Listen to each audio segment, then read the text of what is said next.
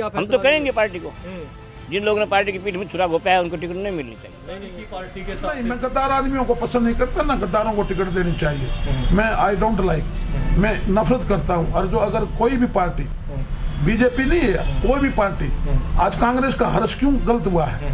कांग्रेस ने गलत नीतियाँ तो मांगते रहो, ऐसे पार्टी सब जानती है, पार्टी जिसको टिकट देती है तो बड़ा सोच विचार करके और उसके सारे बैकग्राउंड को जांच करके और सही आदमी को ही पार्टी टिकट दिया करती है। हमेशा स्वार्थ होता है और पीछे से फिर पार्टी की बुराई करते हैं, तो ऐसे आदमी को तो बाहर कर देना चाहिए।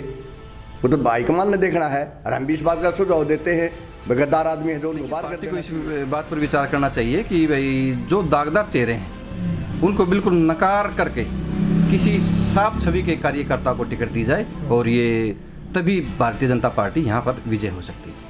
शर्मा जी, चुनाव की तैयारियां जो है वो शुरू हो गई हैं। बीजेपी की तरफ से भी जो नाम है पार्टी हाईकमान के पास भेजे जा रहे हैं। क्या मानते हैं पार्टी को किस विचार करना चाहिए, किन बातों पर विचार करके जो है टिकट देना चाहिए? देखिए ब्रदर, पहले तो मैं आपके माध्यम से सभी अपने हरियाणा निवासी जितने भी हैं, छोटे या बड़े, कोई सीनियर, जवान है, महिलाएं हैं, सभी को नतमस्तक प्रणाम करता हूं आपके माध्यम से। और जो आपने प्रश्न रखा है हमारे सामने, अब भाई जो पार्टी नाम मांग रही है, भेजी जा रहे हैं पार्टी की तरफ से, पार्टी का उम्मीदवार वो जीतेगा जिसको 36 कौम की वोट आएंगी। 36 कौम की वोट लेने वाला आदमी विजयी हो सकता है, क्योंकि एरिया छोटा होता है और शहर के अंदर कौन कौन सी आबादी, कैसे कैसे किस तरह का समायोजन है, उसका ध्यान में रख के ही टिकट दी जाती है पार्टी की। और पार्टी मेन रूप से यहाँ दो ही पार्टी है, अपना हमारी party BJP Bharatiya Janata party है और एक कांग्रेस है। दोनों का आपस में ही वोटर है जो डिस्ट्रीब्यूशन होगा यहाँ अपने एरिया के मुताबिक, जिला सोनीपत में जो भी जहाँ भी इलेक्शन होंगे, और जो बड़े उम्मीदवार होगा और जिस पार्टी की अच्छी नीतियाँ होंगी वो आदमी विजयी होके आएगा। पार्टी में सभी तरह के लोग होते हैं, पार्टी में पीठ में छुरा घोपने वाले भी होते हैं, वो कहते हैं ना मुंह में राम बगल में छुरी। हाँ, नहीं, ऐसे लोग भी होते हैं, ऐसे लोग भी टिकट मांग रहे हैं, तो क्या ऐसे लोगों को टिकट मिलना चाहिए पार्टी से? नहीं, हमें भारतीय जनता पार्टी के फाउंडर मेंबर है और बीजेपी का जो आदेश होता है वो सर्वोपरि हमारे लिए होता है, लेकिन हमें अच्छे जहाँ भी जरूरत होती है, जो पार्टी हमारे से सुझाव मांगती है तो हम अपने प्लेटफार्म पर सुझाव भी देते हैं। अच्छे जो भी डिमांड होती है, जो ज़रूरत होती है पार्टी को, हम उसमें दिशा निर्देश देते रहते हैं और जो पार्टी आदेश देती है उस पर चलना पड़ता है।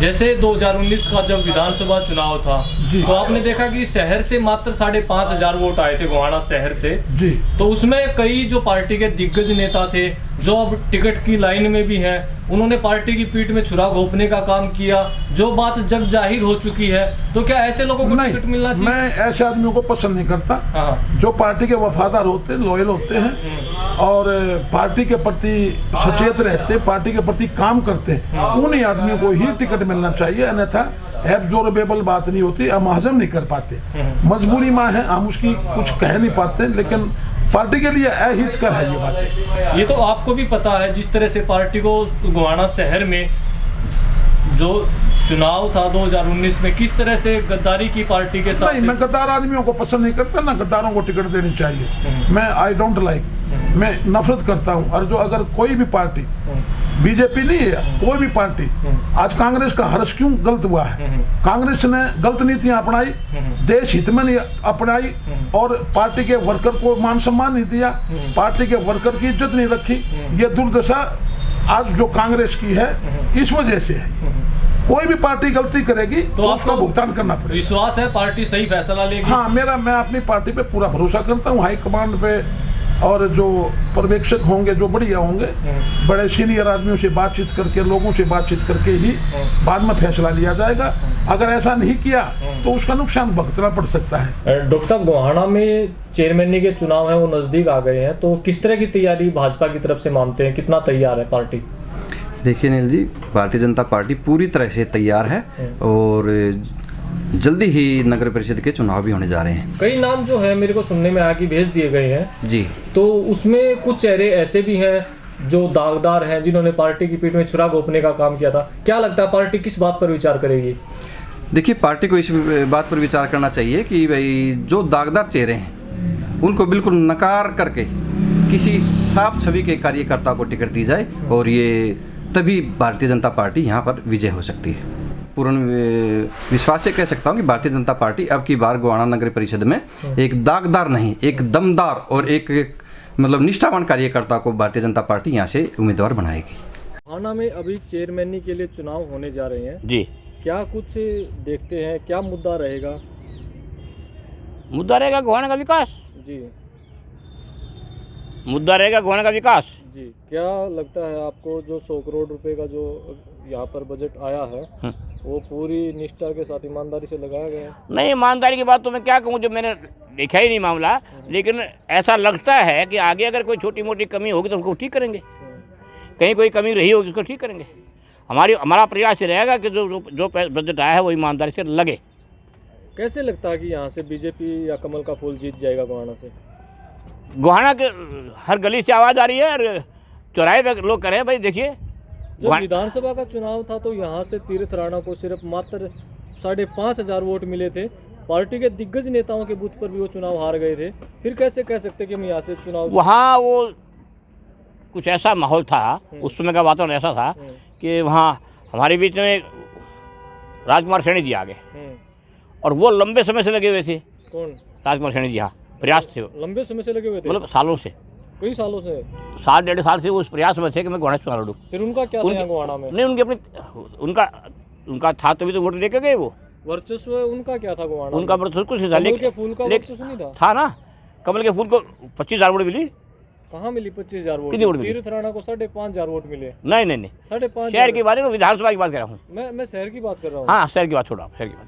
अब शहर का चुनाव सर, विधानसभा का चुनाव नहीं है। नहीं, शहर का चुनाव है। शहर का चुनाव है। आप ये बताइए, क्या जो वो पार्टी के दिग्गज नेता है जिनके बूथ पर जहाँ जब हार गया वो चुनाव जब भाई राजकुमार जी जो वोट लेके थे वो लोग जो है गुमराह होकर वोट डाल गए उनको। पार्टी के दिग्गज नेता क्या कर रहे थे जब यहाँ से कमल का फूल हार रहा था? कुछ संयोग था ऐसा, उस संयोग में के कारण से लोग कुछ जातिवाद की भावना में बहकर चले गए राजकुमार सैनी की तरफ। वो जो हमारा वोट था उसे ट्रांसफर हो गया। अब कोई ऐसा नहीं होगा।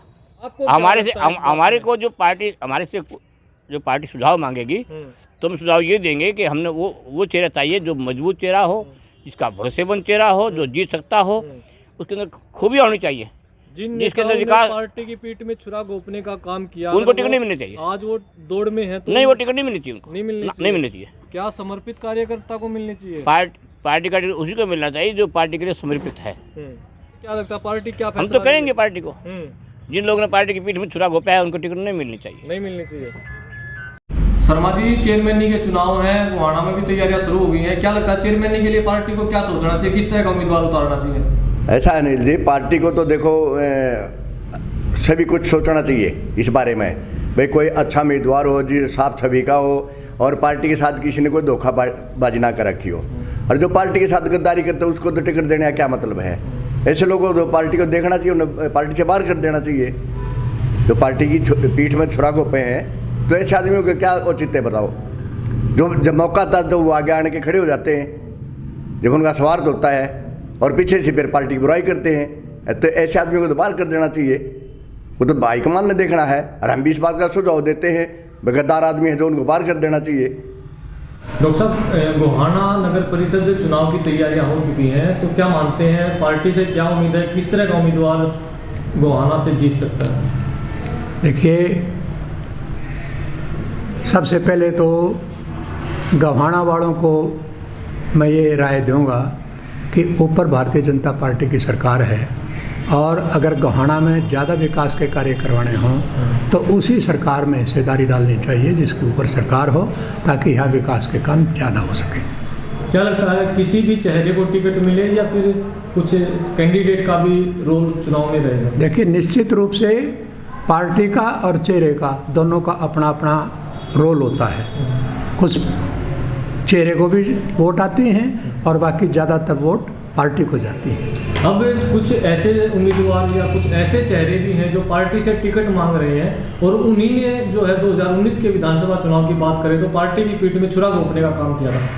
देखो, ऐसे आदमियों की जो कारगुजारियाँ हैं वो मैं समझता हूँ कि हमारा संगठन बहुत बड़ा है, उसकी बड़ी व्यापक नज़र है और ऐसे आदमियों को तो वो मांगते रहो। ऐसे पार्टी सब जानती है, पार्टी जिसको टिकट देती है तो बड़ा सोच विचार करके और उसके सारे बैकग्राउंड को जांच करके और सही आदमी को ही पार्टी टिकट दिया करती है, हमेशा मैदान में उतारती है। पार्टी पर ये भरोसा रहना चाहिए। क्या पार्टी की पीठ में छुरा घोंपने वालों को चेयरमैन का टिकट मिलना चाहिए? वो पार्टी देखेगी। हाँ, उन पे भी अपना रिकॉर्ड होगा, पार्टी पे भी। पार्टी के पास होता सभी कार्यक्रम होता है, वो पार्टी देखेगी। वो सारी बात, ये बात तो जग जाहिर है ना। गोहाना में जिस तरह से 5,500 वोट जब आए उस टाइम पे शहर से, ये तो जग जाहिर है कि उस टाइम में पार्टी का कितने नेताओं ने साथ दिया। उस टाइम तो जो पार्टी के पुराने नेता थे ना, वे तो पार्टी के गेला थे। जो पार्टी में नया चेहरे जुड़ के आए थे ना, उनने पार्टी नीति वीति को नहीं बेरा था। है ये भी पार्टी में रहेगा, वो अपनी पार्टी मानना है। ये पार्टी ने देखना है भाई नए चेहरों को भी मतलब वो देगी या पुराने चेहरा में तभी कोई आगे लाना चाहेगी। पार्टी सर्वे भी करवा लेती है, सब कुछ करवा लेती है, लेकिन उसके बावजूद भी टिकट जो है वो पैराशूट से उतार दिए जाते हैं। वे तो क्या है, वे सिफारशी है ना जो उनके हैं, उनको मदद से उतरते हैं। धरातल का निरीक्षण करो तो ये कभी आ रहे नहीं गए। इस तरह मतलब धरती का धरातल पर निरीक्षण करके वोट दे मैं तो मतलब टिकट दे मैं तो कभी भी नहीं आ रहेंगे। हाँ, ये तो एक दूसरे की सिफारिश है, मेरा वो है उसने करके ना मतलब ये आ रही है। कहने का मतलब सिफारिश से ज़्यादा टिकट, हाँ, सिफारिश से ज़्यादा टिकट मिलती है, धरातल ना नहीं देखते आखिर में। जैन साहब, नगर परिषद चुनाव की तैयारियां चल रही हैं, क्या कुछ उम्मीद है पार्टी से उम्मीदवार को लेकर? भाई साहब नमस्कार। सबसे पहले मैं हरियाणा उत्सव चैनल के माध्यम से आपके जितने भी दर्शक हैं उन सबको नमस्कार। और हरियाणा निकाय चुनाव की सरगर्मियां बड़ी तेज़ हो रही हैं और बहुत जल्द ही उम्मीद है कि निकाय चुनाव जल्द होंगे। 10 मार्च को 5 राज्यों के चुनाव के नतीजे आने वाले हैं और संभावनाएं हैं कि उसके तुरंत बाद निकाय चुनाव घोषित हो जाए। पार्टी से क्या उम्मीद है गोहाना नगर परिषद की हम बात करें उम्मीदवार को लेकर? देखिए, उम्मीदवार बहुत अच्छा रहेगा जो हमारे शहर की देखरेख करे, उसको अच्छे से संभाले और जो शीर्ष नेतृत्व का फैसला है, निर्णय अंतिम रहेगा। जिसको भी लेकर के आएंगे अच्छा उम्मीदवार होगा। कुछ समय पहले भी चुनाव हुए थे, विधानसभा चुनाव हुए थे जी। उस टाइम पर पार्टी ने जिस तरह से उम्मीदवार को यहाँ से उतारा जी, उसके बाद पार्टी के जो कई दिग्गज नेता आज पार्टी से चेयरमैन की टिकट मांग रहे हैं, पार्टी की पीठ में छुरा घोंप रहे थे, क्या कहेंगे? देखिए, सभी कार्यकर्ताओं को हक है अपनी बात रखने का और सभी टिकट मांग सकते हैं, किसी को मना ही नहीं है। अपनी बात रखने का हक सबको है, मगर ये निर्णय शीर्ष नेतृत्व को करना है कि हमें किसको प्रत्याशी बनाना है और जो प्रत्याशी बनेगा, कमल का फूल ही हमारा निशान है, हमारा प्रत्याशी है। सब कार्यकर्ता उसका साथ रहेंगे, उसका सहयोग करेंगे। तो टिकट दागदार या दमदार? नहीं, बिल्कुल दमदार और जो शहर को सर्वमान्य होगा, बहुत अच्छी छवि का प्रत्याशी होगा। दागदारों का क्या करेंगे? नहीं, दागदार तो कोई नहीं है, ऐसा नहीं कह सकते कि भी कोई दागदार है, ये बात तो नहीं कह सकते।